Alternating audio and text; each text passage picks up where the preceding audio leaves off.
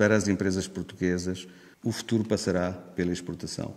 Só que tenho de dizer a verdade também daquilo que eu tenho visto neste país, é que os instrumentos para a internacionalização são relativamente escassos.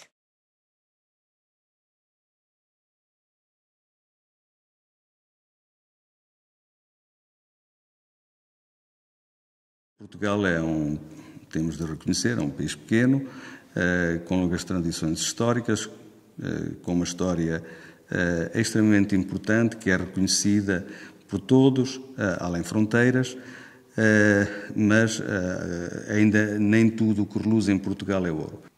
Quando houve o 25 de Abril em Portugal, foi muito útil, foi uma bonita revolução, só que eu acho que essa revolução foi só feita à metade. A outra metade da revolução devia ter sido feita fora do país. E era chegar aos outros países e direm assim: olha, meus caros amigos, nós fizemos uma revolução em Portugal e vocês esperam 30 anos por nós até nós chegarmos ao mesmo nível e começarmos a correr juntos. Só que ninguém ia nisso. Isto é quase que uma anedota. Por isso, nós temos de compreender isso. Quer dizer, nós fizemos a nossa revolução, caminhámos muito depressa, mas os outros não pararam de caminhar. E até direi que muitos até aceleraram o passo. Quanto mais nós nos aproximarmos dos nossos concorrentes, temos de ter a consciência que mais depressa eles vão começar a correr. Por isso, a intenção deles é de manter sempre este afastamento, que ninguém se esqueça disso. Portugal tem de pensar em projetos com forte valor acrescentado. O mundo científico, o mundo académico, os novos empresários, os criadores têm de pensar de fazer algo que seja muito superior àquilo que fazem os outros, sabendo que, mesmo sendo superiores, nunca serão considerados da mesma forma. Se ouvir um investimento feito, por exemplo, na Alemanha, na Itália, na França, em Singapura, ou que digo, noutros países, fazê-lo em Portugal, tem que a pessoa que o faz ter a inteligência de compreender que, fazendo-o aqui, independentemente de ser, no meu caso, o meu país, eu confronto-me com um handicap que considero de 70% a 80%, que tem a ver com o made in Portugal. Mas aqui, assim, não tem a ver unicamente com o produto, tem a ver muito com a atitude. E a atitude política, muitas vezes, é muito mais nefasta do que um produto mal elaborado ou mal feito. Portugal, se continuar assim, continua a ser desconsiderado, desprestigiado, e isso não ajuda absolutamente os empresários, os criadores portugueses. Nestes últimos anos, os vários governos que atravessaram o regime nos últimos, direi, 40 anos, não conseguiram, ou porque não tiveram a intenção, ou porque não foi a preocupação, ou porque não souberam fazer, não conseguiram valorizar aquilo que é o capital mais importante da nossa nação, que é a marca Portugal. E eis o porquê do Proudly Produce in Portugal, é não ter vergonha, mas sim orgulho de pôr em todos os nossos produtos Proudly Produce in Portugal. Quer dizer, é dizer ao resto do mundo que produzo com orgulho no meu país. Eu não tenho vocação nem intenção de fazer investimentos em Portugal que não sejam para criar valor acrescentado para o meu país. Acho que, se não for assim, investir por investir não faz sentido. E eu acho que Portugal não precisa de alguém aqui para fazer exatamente aquilo que os outros fazem, porque nesse caso passo a ser um concorrente. Não, eu acho que deixo de ser um concorrente quando eu venho fazer algo que possa valorizar ou que eu sinta que pode criar valor acrescentado para o meu país e participar, direi, para a valorização do Made in Portugal. É essencialmente essa a minha participação. Isto não tem a ver unicamente com a área dos vinhos, naquilo que se passa dentro do grupo Ideal Drinks, mas tem a ver com todos os investimentos feitos através da holding Ideal Tower. Não sou o único. Há empresas de excelência neste país, há pessoas com muito mérito e, neste momento, ainda com muito mais mérito. Porquê? Porque sofrem, Mas esta crise está a contribuir para o desespero e está a contribuir essencialmente para a descapitalização da maior parte das empresas portuguesas, que durante muitos anos foram até motivo de elogios e que hoje sofrem com a situação de crise política que se está a passar no nosso país, que é agravada com uma crise global, porque Portugal, sendo um país pequeno, isto para utilizar uma metáfora, parece quase um bilhar de 3 bandas, Portugal leva sempre com uma bola por ricochete. Mas eu penso que há empresários portugueses de muito respeito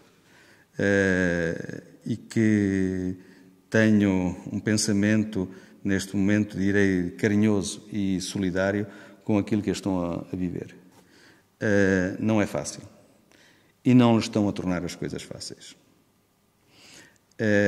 Não sei a quanto é que vai aguentar a paciência desses empresários. Eu sei que uma parte da sociedade portuguesa já não aguenta, e eu refiro-me nomeadamente àquela que é mais expressiva nas ruas, que são os empregados. E posso compreender quanto é difícil, neste momento, estar-se de um e do outro lado. Eu não penso que a maior parte dos empresários portugueses não veja os seus colaboradores como amigos. Quase certeza absoluta, aquilo que leva a muitos empresários continuarem o esforço não tem a ver só com uma satisfação do seu ego. Eu penso que muitos deles sentem o peso da responsabilidade dos seus colaboradores, que se reflete todos os dias nas próprias famílias. Depois há exceções, quer dizer, as regras só existem porque há exceções. Nem todos os empresários serão iguais, mas os colaboradores não podem esquecer que sem os empresários não poderiam nunca ser colaboradores. No que me diz respeito, eu sempre estive e procuro estar e responsabilizar e delegar todas as responsabilidades que eu acho úteis para a empresa aos meus colaboradores. Delegar é algo de muito difícil, porque é um risco que se tem que correr, nem sempre funciona. Direi que até hoje as coisas me têm sucedido bem nesses aspectos. Mas a minha experiência como empresário tem pouco a ver com Portugal. Tem a ver com países como, por exemplo, a Itália, a Suíça. Eu direi que a minha formação é algo de interessante que, se eu tivesse de propor a alguém, diria quase percorrer em certos aspectos o mesmo percurso. Por isso eu saí de Portugal, fui estudar para a França, um país onde a língua é extremamente importante, onde a cultura ainda muito mais. Por isso direi que tive acesso a uma visão do mundo, da excelência, da cultura, da palavra e de uma outra forma de aproximação entre o mundo empresarial, ou eu direi até mesmo o mundo académico, o mundo empresarial e o próprio social. Por isso, a cultura que eu adquiri em França foi extremamente importante para aquilo que eu hoje me sinto representar, muito modestamente. Depois fui para a Itália. E então, assim, a Itália é o que eu vi. Deparei-me com um museu a céu aberto, pessoas extremamente criativas e direi que quase que aprendi a fantasia. Vim para a Suíça, um país totalmente diferente dos dois primeiros, e mesmo do país onde eu nasci, mas onde vim aprender o método, o rigor e a disciplina. Direi que a componente da educação que eu tive e das experiências vividas nesses três países foi extremamente importante para mim. Mas direi que estes últimos anos, estes últimos 25 anos de Suíça, foram talvez os que mais me marcaram. Estive inicialmente a fazer consulting para 2 grandes empresas de relojoaria. Mais tarde desenvolvi as minhas próprias marcas, uma primeira marca, depois uma segunda marca, que foi aquela que foi a que mais me caracterizou no mundo dessa indústria. que se chama Roger Dubuis e que decidi vender em agosto de 2008, sabendo um pouco, ou tendo a impressão, a sensibilidade daquilo que se poderia estar a preparar no mundo como crise global. E então decidi, nessa altura, de me separar do meu grupo, na intenção de ter umas longas férias em pré-reforma. Infelizmente não consegui. Passado 3 meses cheguei à conclusão que talvez ainda tivesse sido muito cedo e comecei a olhar para a possibilidade de alguns investimentos propostos, tanto na Suíça como fora da Suíça e em outros países. E decidi olhar, por uma questão de casualidade, tendo uma conversa com o embaixador de Portugal na Suíça, que me disse, mas por que não Portugal? O senhor já fez aqui tantas coisas na Suíça, fez outras coisas noutros países, nunca pensou seria muito bom e que pensasse, e seria bom que olhasse talvez para o nosso país, o que é que acha, e eu assim, por que não? E foi por isso que o fiz. Não sei se voltarei a viver definitivamente no meu país. O facto está é que esta minha vontade de investir no meu país tem a ver com aquele sentimento de compreender que foi aqui que eu nasci, foi aqui que eu aprendi a ler e a escrever, o Estado investiu em mim, eu reconheço, e encontrando-me numa situação financeira, direi, que me permite poder olhar para diversos investimentos através do mundo, ficaria extremamente chocado se por acaso esquecesse o meu país. Muitas vezes, quando se fala em investimentos em Portugal, dá-me a impressão que só falam para pessoas que não tenham passaporte português. Fala-se de alemães, fala-se de chineses, etc., etc., mas nunca ouço falar em portugueses. Como se os portugueses só existissem cá. Ora, os portugueses não existem só cá em Portugal, existem em toda a parte do mundo. É pena, insisto, que os portugueses do continente, essencialmente aqueles com responsabilidades políticas, nunca tenham dado mais do que o mínimo necessário de atenção à diáspora portuguesa.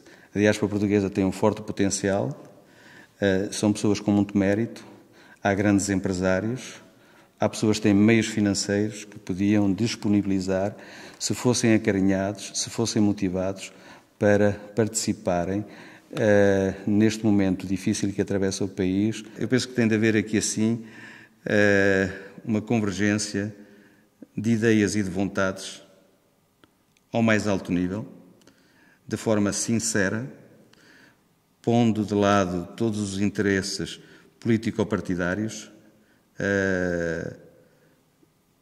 senão caminhamos para uma catástrofe sem precedentes. Fala-se muito em déficit orçamental, é verdade. Fala-se muito em dívida pública neste país, é verdade. Não o podemos esconder. Mas para mim há um déficit onde ninguém fala e que é extremamente importante. É o déficit da natalidade.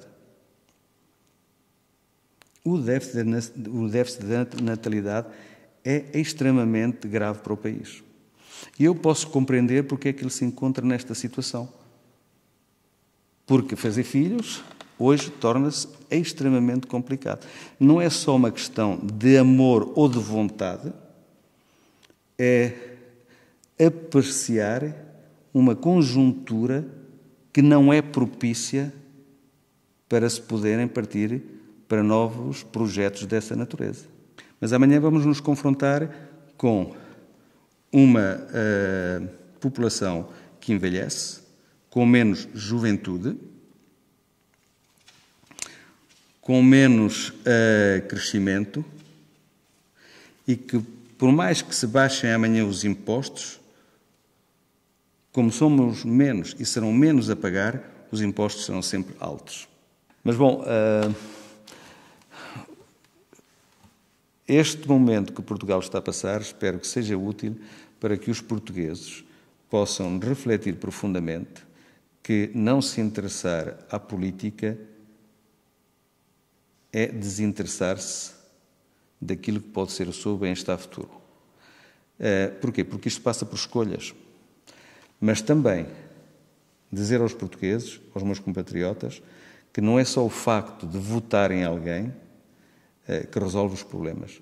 Eu penso que esse voto deve ser apreciado.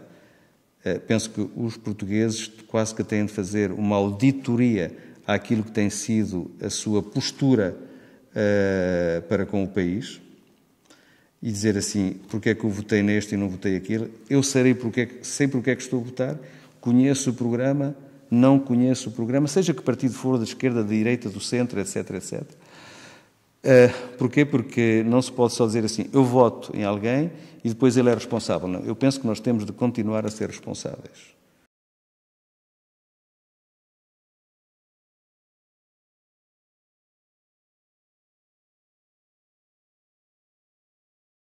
Mas devo notar que nos últimos 30 anos Portugal teve uma emancipação intelectual e cultural, sobretudo vê-se com estas novas gerações, e isso apraz-me, sinceramente, fico satisfeito com isso.